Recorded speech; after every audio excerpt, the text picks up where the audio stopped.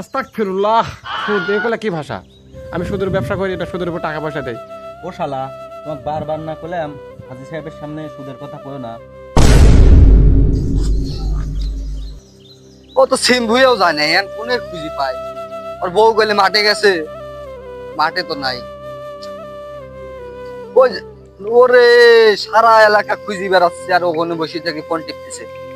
কি রে গেদা, তুই এখানে বসে রয়েছিস, তোর বউ গেলে যে তুই গেছো সিম ভুয়ে। আমি তো মাঠে ঘাটে খুঁজি পাচ্ছি না, খুবই মানুষের দরকার দোস্ত। কি দরকার তোকে কিভাবে বোঝাই, তুই তো জানিস না মনে হয়। আমার বউ তো হাসপাতালে, ওই যে ডেলিভারির হচ্ছে সিজার করবি। আচ্ছা, আজকে সিজার করবি, কালকে মনে কর গাদা টাকা লাগবে, খুব টাকা 10,000 টাকা লাগবে। এই জন্য তোর কাছে আসলাম, তোর বাইরে গেছিলাম, তা তোর বউ তুই সিম হয়ে গেছো। টেকা তোকে তো এখন আমার কাছে নাই, তবে আমার এলাকায় একটা লোক আছে সুদি শমশের নাম, হাজি। ও সুদের উপর টেকা দেয়, সুদের পর হলে কি তোর হবি নি?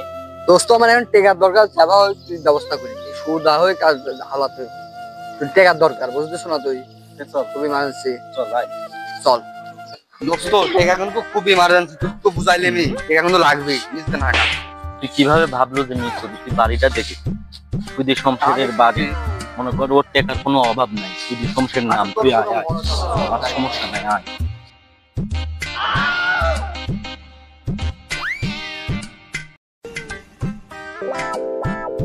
আচ্ছা যাই হোক, তোকে আমি একটা কথা কই, বুঝছো?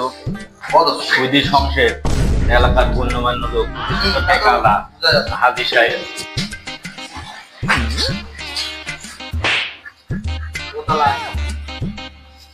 কিরে, কাজের কি অবস্থা? বাড়ির সব কাজ ভালো করে দেখছো তো? ঠিকঠাক চলতেছে? সব ঠিকঠাক মতো চল। আর দেখিস, আমি এদের এবারে কিন্তু জুম্মার নামাজে যাবো, কাজগুলো ভালো করে বুঝলিস। দোস্ত ওটা হাজ নাকি? হ্যাঁ, ওই যা হাজি। আসসালামু আলাইকুম। আসসালামু আলাইকুম শমশের ভাই। ওয়ালাইকুম আসসালাম ওয়া রাহমাতুল্লাহি ওয়া বারাকাতুহু। তা ভাই কি মনে করে আমার কাছে হঠাৎ? আইসি তো একটা দরকারে, খাওয়াটার খুব বিপদ, তার বইয়ের বাচ্চা হবি, হাসপাতালে রয়েছে, তো 10,000 টাকার দরকার। ও, টাকা পয়সার ব্যাপার। এই তো ছাত্র ধরা লাগবে না, তুই বাইরে দেখ, মিস্ত্রি কাজ করতেছে, যা কাজগুলো ফলো কর, যা। আচ্ছা তাহলে আমি দেখে আসি। যা, তুই যা। ভাই সুদ যা লেনদেন, টেকাটা খুব দরকার।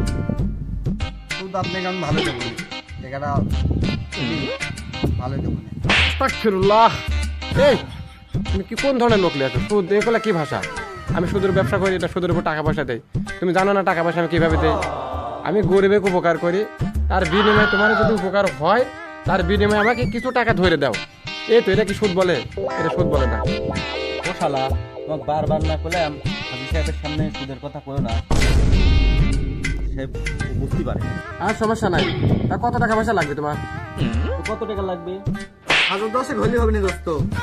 হাজি সাহেব 10,000 টাকা পয়সা সমস্যা না, 10,000 বিষয় না, কিন্তু আমি তো টাকা পয়সা একটা সিস্টেমের মধ্যে দিই, সেটা তো জানোই। ঠিক আছে, কারণ আমি টাকা পয়সা নিয়ে কিন্তু আর কি করা পছন্দ করি না। আমার সাথে লেনদেন একদম সলিড টাকা লাগবে। তো কতদিনের জন্য লাগবে তোমার টাকাটা? হাজি সাহেব, টাকা তো হবে নি, 1 মাস তো সময় লাগবে নি। 1 মাস ওইটা কোনো বিষয় না, কিন্তু কথা হচ্ছে যে 1 মাসের জন্য 10,000 টাকা, তো 1 মাস পরে কিন্তু তোমার টাকা দেওয়া লাগবে 15,000, 5,000 টাকা বেশি দেওয়া লাগবে। এটা তো আবার তুমি সুদ মনে করো না, কারণ সুদ কিন্তু হারাম, আমি হারাম জিনিস পছন্দ করি। ঠিক আছে, আমার তো টাকা লেগে তোমার উপকার হচ্ছে, তার বিনিময়ে তুমি 5,000 টাকা বেশি দেবে। ঠিক আছে, এটাই আমার সিস্টেম, এছাড়া অন্য কিছু না। সমস্যা নাই হাজি সাহেব, দেওয়া যাবে নি, টাকাটা খুব প্রয়োজন।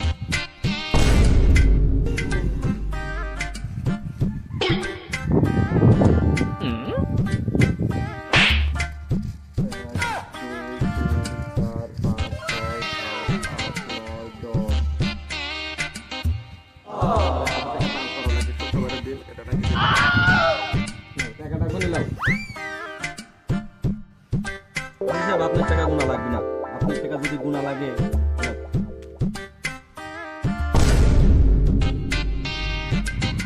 এই যে টাকাটা যেভাবে দিছি, টাকাটা যেন এইভাবে ফেরত পাই। ঠিক আছে, টাকাটার জন্য আমার জন্য তোমার বাসার জন্য বারবার যাওয়া না লাগে। যাও, শুক্রবারের দিন নামাজের টাইমও হয়ে গেছে, চলে যাও। আমার জুম্মার নামাজ পড়তে যাবো, আজান হয়েছে অনেকক্ষণ আগে। তো হাজি সাহেব আসি, আসসালামু আলাইকুম। আসসালামু আলাইকুম। ওয়ালাইকুম আসসালাম, যাও। শুক্রবার দিন নামাজ পড়া লাগবে, যাও নামাজে যাও দুজনে।